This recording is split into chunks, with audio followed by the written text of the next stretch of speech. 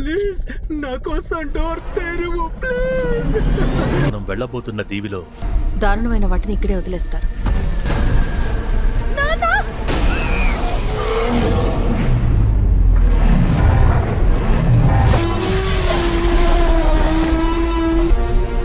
నువ్వు వీటిని ప్రతిరోజు చూడలేవు. మనకి DNA దొరికితే ఆడుకుంటాం. అది భయపడుతుంది.